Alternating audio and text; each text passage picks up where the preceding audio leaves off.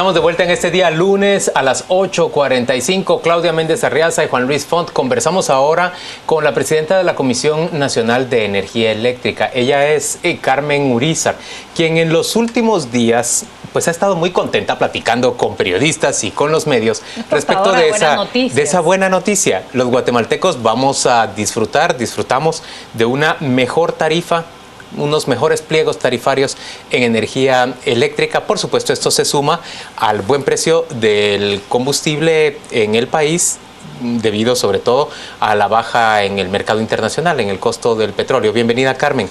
Gracias por estar con nosotros. Gracias, y Claudia tiene la primera pregunta. Y como dijimos, portadora, buenas noticias. Ha anunciado usted que entre el 10, 7 y 1% va a bajar esa factura de electricidad que llega mes a mes a la casa de los guatemaltecos. ¿Puede explicarnos cómo se va a experimentar esa baja? Tengo entendido que la factura que se va a ver afecta es la de febrero, pero cuéntenos usted todos los detalles. Muchas gracias. Pues buenas noches, Juan Luis, Claudia, muchas gracias y sobre todo pues dejarme entrar en los hogares de sus oyentes, ¿verdad? Para explicar, porque ciertamente desde la semana pasada que fuimos invitados por una bancada en el Congreso, justamente cuestionándonos de esto, adelantamos la noticia que se iba a dar hasta el viernes, que oficialmente y en el diario oficial se iba a publicar la decisión del ajuste tarifario que por ley debemos hacer todos los 31 de enero.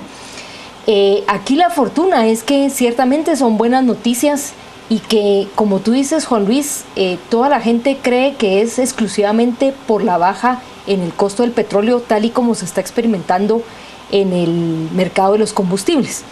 Pero aquí es un tema mucho más profundo y que obviamente la coyuntura del precio del combustible, el precio del petróleo a nivel internacional, sin duda también nos está dando una ayuda, podríamos decir, en esa reducción.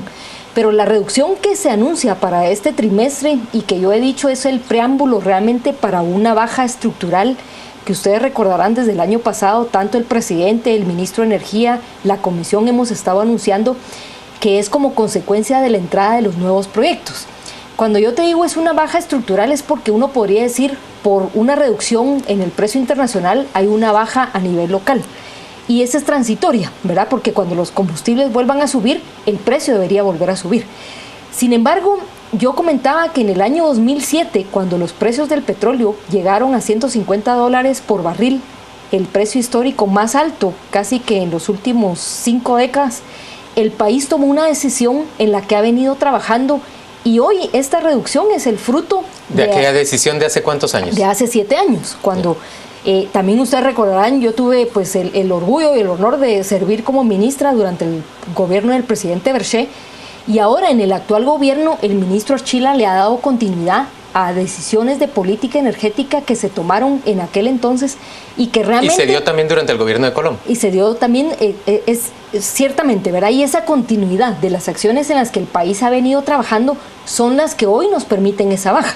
Y es una de las decisiones más importantes lo que se ha venido hablando de la diversificación de la matriz.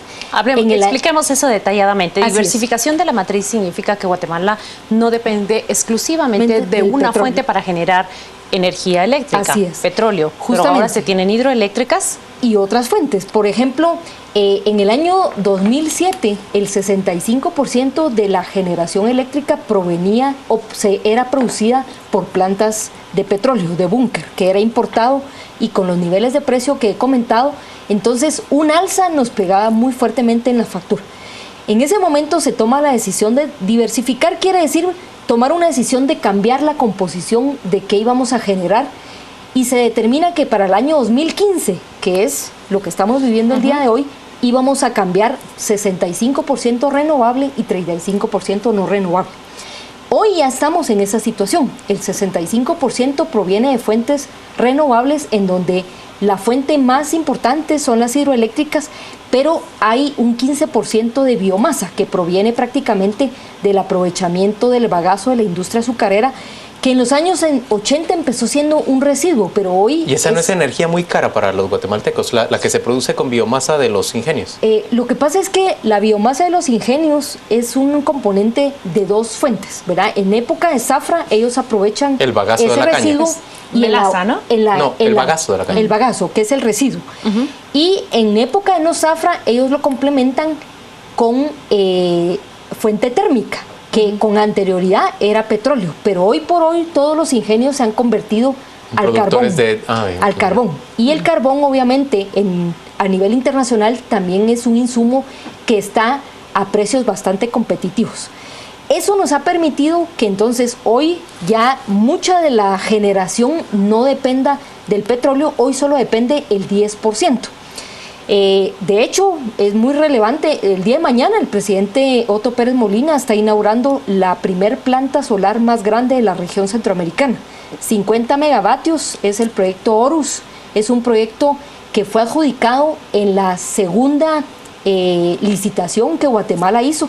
Porque lo que tenemos que ver es ¿Qué gobierno lo adjudicó? Te voy a comentar. En el 2009 se hace la primera gran licitación, que es el proyecto Jaguar, del que hemos hablado en este foro, el proyecto de carbón.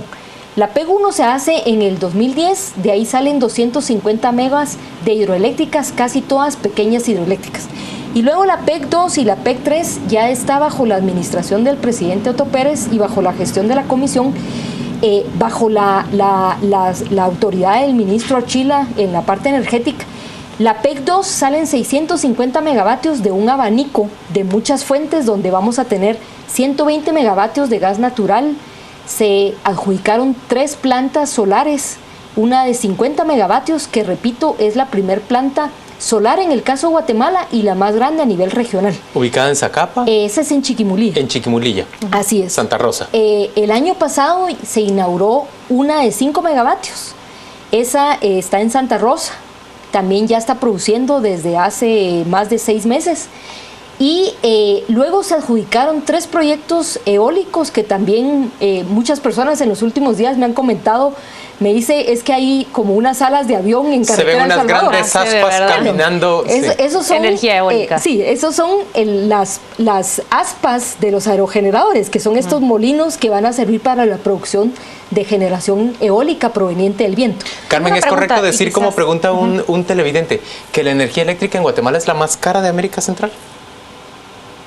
No es cierto, y yo creo que ese es uno de los mitos lastimosamente que se repiten incluso en sectores industriales y empresarios. Y ahí justamente a mí me gustaría aclarar, porque yo siempre digo que el tema del precio de la electricidad hay que saber cuáles son todos los componentes.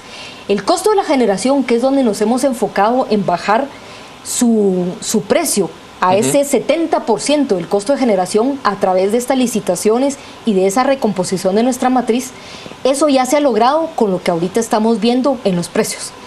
Ese costo, de hecho, en el monitoreo del año pasado que hace la comisión todos los días, y ustedes pueden accederlo en la página de la comisión, el costo de la generación ha estado en muchos periodos incluso por debajo de la producción de Colombia, la producción que tiene Panamá o la producción que tiene Costa Rica. Es más, el año pasado, con una canícula tan larga como la que tuvimos, que la hidrología afectó a países eminentemente hídricos como Costa Rica y Panamá, Guatemala ha estado exportando y supliendo a las necesidades de este país. Ese precio de la costo de la generación es muy competitivo ya en Guatemala tras estas inversiones y la diversificación de la matriz. El precio último, sin embargo, depende de sumar el peaje, el VAT y la otra parte, que es el alumbrado público, que como yo les mencionaba, ese ha sido tema también de estos foros y de muchas entrevistas en muchos medios, porque ahí es donde todavía hay un desafío importante para el país de cómo bajamos ese componente de la tarifa. Pero hoy por hoy el precio de la electricidad, que es la buena noticia que hoy estamos compartiendo, en este trimestre y como consecuencia de las decisiones aquí, ustedes veían que la semana pasada, y creo que de alguna forma tal vez el usuario se confundió, porque el ajuste de este trimestre muestra un 10% para EXA, un 7% de reducción para DEORSA y un 1% para DEOXA. Pero a lo largo de mayo del 2013 a la fecha, es decir, en 2 años, esa reducción acumulada ya es casi del 21 y 25% respectivamente. Entonces, los precios en Guatemala van a ser de los más competitivos de la región. Ahora, ¿por qué muchos industriales o muchas inversiones se van a Costa Rica, se van a Nicaragua, se van a Honduras? Porque lamentablemente Y yo diría lamentablemente en el sentido de que no estamos comparando lo mismo. Obviamente para el empresario que logra estos precios, pero son precios que subsidia el gobierno en estos países le importa para atraer. El precio final, Así es. A él le importa el precio final, no importa cómo se logró ese precio final. Pero esos precios finales en estos países son precios políticos que están siendo subsidiados por las empresas públicas. Es como que aquí el INDE, aparte de la tarifa social que ya subsidia, más los aportes subsidiara adicionales, también la tarifa industrial. Subsidiara la tarifa industrial. En Guatemala esa es la gran diferencia. Los precios son precios que están reflejando realmente la realidad de escasez que tenemos de los insumos de los que estamos generando y de la realidad que tenemos en toda la cadena hasta llegar a la composición del precio. Yo tengo una serie de preguntas, pero quisiera empezar por la tarifa social. Es la más sensible a esta baja que tiene la reciente revisión de las tarifas. Háblenos de ello. ¿Cuánto va a ser en comparación con la tarifa industrial? Sí, con mucho gusto. De hecho, mire, la tarifa social para nuestros oyentes es proveniente de una ley que se emitió en el año 2001. Originalmente la tarifa social, de hecho, la tarifa social hoy la gozamos todos. Y la gozamos todos quienes tenemos consumos por debajo de 100 kilovatios hora. Originalmente, cuando la ley se emitió en 2001, era de 300 kilovatios hora. Entonces, todos los guatemaltecos entramos. Es más, hoy por hoy, los tres aquí sentados tenemos parte de nuestra tarifa subsidiada.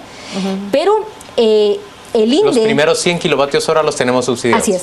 Pero lo que te comentaba es que, por ejemplo, los rangos de 1 a 50 kilovatios horas de consumo de mes, a ellos se les aplica una tarifa de 50 centavos, que, por ejemplo, de estos, el total de beneficiarios es de 1.081.000 usuarios.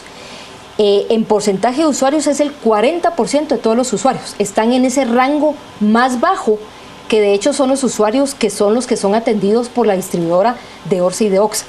Estos usuarios que hoy tienen una tarifa, por decir algo, de 1.92, ellos de ahí solo pagan 50 centavos, porque el 1.42 se lo paga el INDE. El rango siguiente, que es de 51 a 100, ellos pagan 75 centavos de ese 1.92.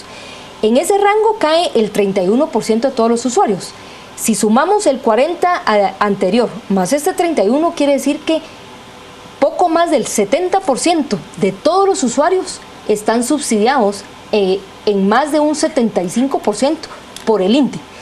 Y de 101 a 300, que es ya cuando nos pasamos con consumos en esos rangos mayores, ahí solo cae el 22% de los usuarios, en donde es una tarifa de 1.85 para los primeros 100 kilovatios y de 1.92 que es la tarifa plena. Carmen, ¿qué va a ocurrir cuando se genere energía por gas en Guatemala?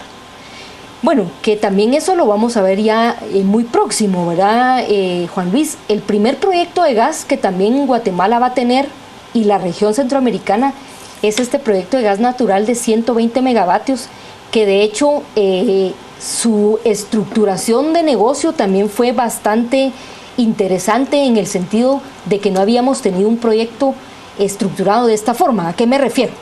Este es un proyecto que está situado en el norte de México, en Nuevo León. Él va a importar el gas de Houston, va a convertir la electricidad en México y va a transportar los electrones a través de la interconexión que Guatemala tiene, México-Guatemala. Ese proyecto ha tenido ciertos atrasos como algunos otros de los proyectos, sobre todo porque las negociaciones que estaba teniendo con las autoridades mexicanas se dieron durante la reforma mexicana, que ustedes saben es una reforma de gran envergadura. Entonces hay ciertos atrasos, pero pese a eso es un proyecto que se espera entre a finales de este año. Ese proyecto lo que nos va a permitir es también reducir el costo de la tarifa, y en este anuncio que estamos dando de que a partir de mayo del 2015 están incorporados ya todos esos efectos que la gerencia de tarifas en la comisión ha hecho para considerar todos los posibles efectos de lo que estamos, porque aquí no es nada más el efecto de la baja en el petróleo, sino es la entrada de Jaguar, la entrada de los 60 nuevos proyectos, de las 3 licitaciones, obviamente las contingencias de algunos proyectos que están presentando atrasos.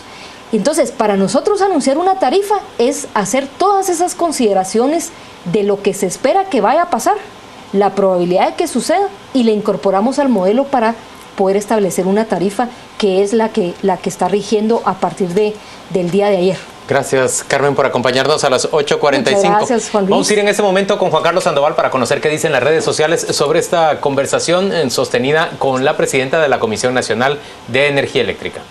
Gracias, Juan Luis. Buenas noches. Vámonos a las redes. Tenemos mensajes en Twitter donde nos dice Miguel Ángel: ¿por qué la tarifa de la energía en Guatemala es la más cara de Centroamérica, teniendo más fuentes hídricas? Telin nos dice: ¿por qué hay tanta protesta por las hidroeléctricas? Fernando González: solo la falta que los aguafiestas del gobierno tratan de crear impuesto al kilovatio hora, es lo que nos dice Fernando González. Douglas: eso ya lo leíamos hace un ratito. Tenemos mensajes en Facebook respecto a esta segunda entrevista, que es el tema de la disminución de la tarifa en cuanto al precio de la energía eléctrica. Esto, lo más importante de lo que se viene comentando en las redes sociales en esa temática. Nosotros despedimos aquí las entrevistas, nos vamos con Rosario Orellana a los deportes.